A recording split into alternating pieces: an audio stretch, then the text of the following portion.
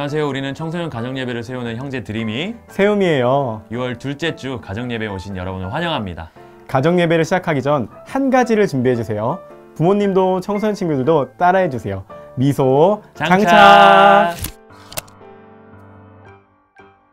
오늘도 기쁨 넘치는 예배 드리길 원합니다. 이제 예배 앞서 기도하겠습니다. 누가 기도하면 좋을까요? 오늘은 6월 둘째 주입니다. 그렇기 때문에 제 화면을 기준으로 오른쪽에서 두 번째 앉은 분이 기도하도록 할게요. 그러면 화면을 기준으로 오른쪽에서 두 번째 앉은 분이 기도를 준비해주세요. 잠시 영상을 멈추신 다음에 기도해 주시면 되겠습니다. 기도하신 다음에 다시 가정예배로 돌아오는 겁니다. 그럼 1, 2, 3, 클릭!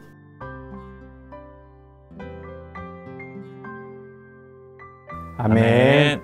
오늘 가정예배 안에 넘치는 은혜 있기를 소망합니다.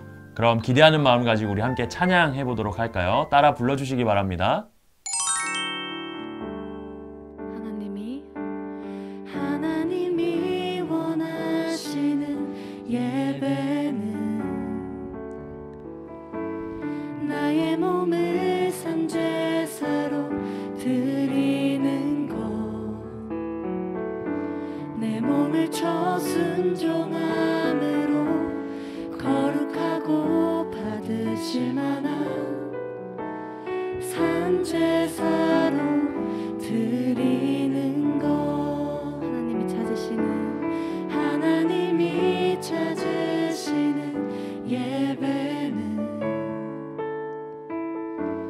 상하고 동해하는 나의 마음, 가난한 마음으로 나아가 회개하며 그에 합당한 참된 열매 맺는 삶, 신령과 진리로 드리는 예배는 거듭난 생명으로 주님과 사귀는 삶, 주님을 더 알아가고 내 모든 것을 다 알며 믿음으로 주님과 함께 걷는 것.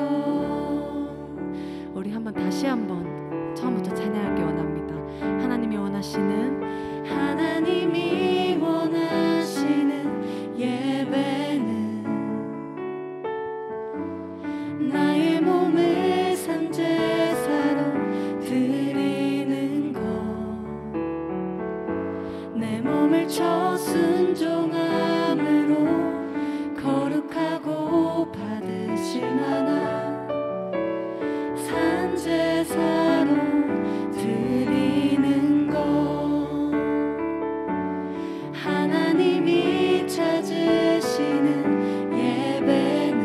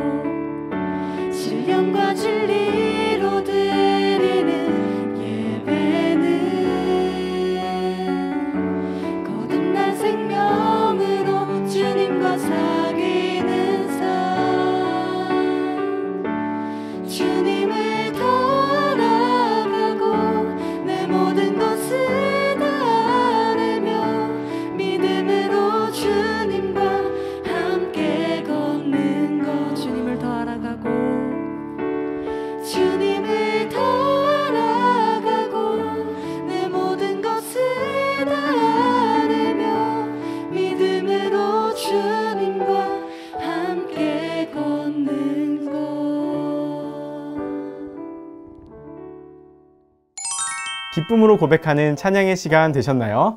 우리 기쁜 마음을 가지고 함께 말씀도 살펴보도록 하겠습니다. 오늘 말씀은요, 출애굽기 12장 1절에서 14절까지의 말씀입니다. 여호와께서 애굽 땅에서 모세와 아론에게 일러 말씀하시되 이달을 너희에게 달의 시작 곧 해의 첫 달이 되게 하고 너희는 이스라엘 온 회중에게 말하여 이르라 이달 열흘에 너희 각자가 어린 양을 취할지니 각 가족대로 그 식구를 위하여 어린 양을 취하되 그 어린 양에 대하여 식구가 너무 적으면 그 집의 이웃과 함께 사람 수를 따라서 하나를 취하며 각 사람이 먹을 수 있는 분량에 따라서 너희 어린 양을 계산할 것이며 너희 어린 양은 흠 없고 1년 된 수컷으로 하되 양이나 염소 중에서 취하고 이달 열 나흘날까지 간직하였다가 해질 때에 이스라엘 회중이 그 양을 잡고 그 피를 양을 먹을 집 좌우 문설주와 임방에 바르고 그 밤에 그 고기를 불에 구워 무교병과 쓴 나물과 아울러 먹되 날 것으로나 물에 삶아서 먹지 말고 머리와 다리와 내장을 다 불에 구워 먹고 아침까지 남겨두지 말며 아침까지 남은 것은 곧 불사르라. 너희는 그것을 이렇게 먹을지니 허리에 띠를 띠고 발에 신을 신고 손에 지팡이를 잡고 급히 먹으라. 이것이 여호와의 유월절이니라. 내가 그 밤에 애굽 땅에 두루 다니며 사람이나 짐승을 막론하고 애굽 땅에 있는 모든 처음 난 것을 다 치고 애굽의 모든 신을 내가 심판하리라. 나는 여호와라. 내가 애굽 땅을 칠 때 그 피가 너희가 사는 집에 있어서 너희를 위하여 표적이 될지라. 내가 피를 볼 때에 너희를 넘어가리니 재앙이 너희에게 내려 멸하지 아니하리라. 너희는 이 날을 기념하여 여호와의 절기를 삼아 영원한 규례로 대대로 지킬지니라. 아멘. 아멘. 드림아, 우리가 열심히 교회 생활하면 성적도 좋게 받겠지? 당연하지. 그렇지. 라고 말하고 싶은데 글쎄 그건 잘 모르겠네. 이렇게 열심히 교회 생활을 하는데 어떤 선배가 시험을 못 봐서 막 엄청 불평하더라고. 그런 일이 있었구나. 근데 전에 내가 들었는데 예수님의 십자가로 이미 구원받았다는 사실이 이미 우리에게 엄청난 은혜를 받은 거라고 하시더라고. 그래서 우리는 받은 자로서 어쩌면 당연히 주님을 위해 살아야 한다고 그러더라고. 한번 이 부분에 대해서 자세히 알려주실 목사님을 불러보도록 할까? 목사님! 이스라엘 백성에게 새로운 날이 열렸습니다. 그날은 구체적으로 어떤 날인지, 새로운 날에 어떤 의미가 있는지 우리 질문을 통해서 살펴보도록 하겠습니다. 첫 번째 질문입니다. 유월절은 어떤 날입니까? 정답은 어린 양의 희생을 통해 구원을 얻은 날입니다. 유월절의 피를 집 좌우 문설주와 임방에 바르라고 하십니다. 그렇다면 그 집은 온통 피투성이가 되었을 것입니다. 어린 양의 피가 안에 있던 사람들은 어린 양의 죽음과 자신의 장자의 죽음이 맞바뀌었다라는 것을 생생하게 경험한 것입니다. 집 좌우 문설주와 임방의 피는 대속의 죽음을 대신 죽어주는 것을 상징하는 것입니다. 또한 어린 양을 먹을 때는 허리에 띠를 띠고 발에 신을 신고 손에 지팡이를 잡고 급히 먹으라고 나와 있습니다. 이렇게 구원의 문제는 시급한 일이기 때문에 여유를 부리며 지체하지 말고 즉각 응답하라는 것입니다. 고기를 먹을 때는 무교병과 쓴 나물을 같이 먹습니다.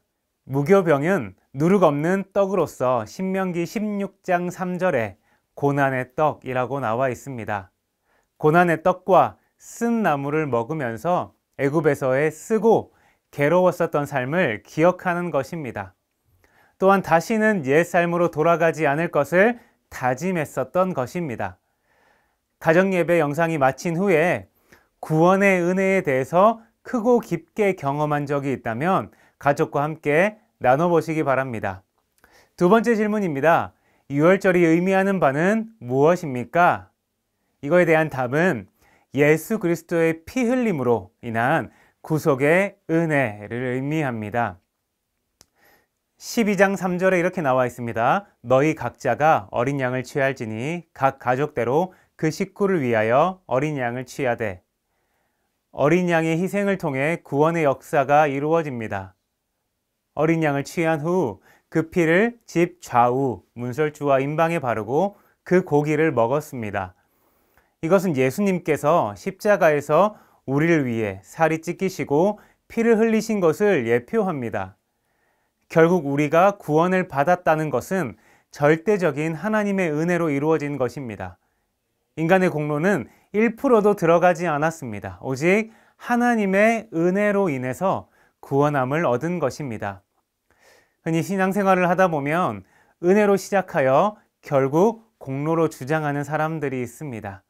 하나님을 믿으면서 자신의 공로를 주장하는 것, 그것만큼 어리석은 일은 없습니다. 은혜로 살리심을 받은 사람은 마지막까지 은혜만을 붙잡아야 합니다. 구원의 은혜를 입은 우리가 할 일은 지금도 죽어가는 사람들에게 예수님을 전하는 것입니다. 누구에게 이 복된 소식을 전할지 떠올려보는 그 사람을 가정예배 영상이 마친 후에 함께 나눠보시기 바랍니다. 생명을 살리는 그 일에 쓰임받는 가정이 되기를 축복합니다. 그럼 다시 드림이와 세움이 나와주세요. 하나님이 전적인 은혜로 구원받았다는 사실을 기억하며 기쁨으로 하나님을 위해 한평생 살아갈래. 맞아. 신앙의 성숙한 사람으로서 이거 해주세요, 저거 해주세요가 아니라 받은 은혜 감사하면서 하나님을 위해 사는 인생이 되도록 노력하겠어. 우리 이 시간 저와 세움이가 나눈 것처럼 가정 안에서도 질문과 기도 제목을 나눠주시면 좋겠습니다. 다음 질문을 가정 안에서 함께 나누고 또 기도 제목도 나눌게요. 질문이 나오면 화면을 잠시 멈추고 나누면 돼요. 그럼 1, 2, 3 클릭!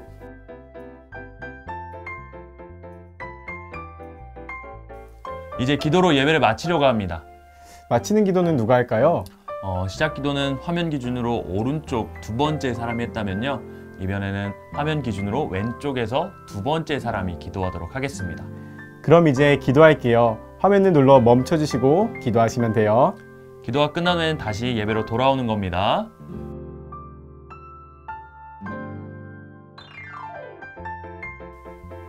아멘. 하나 되어 이루어가는 삶의 가정 예배, 오늘 함께해서 어떠셨나요? 하나님의 은혜가 얼마나 감사한지 깨닫는 시간이었어요. 그러면 다음 주 1, 2, 3 가정 예배 때 우리 또 만나는 겁니다. 모든 가정 예배가 살아나는 그날까지 안녕. 안녕.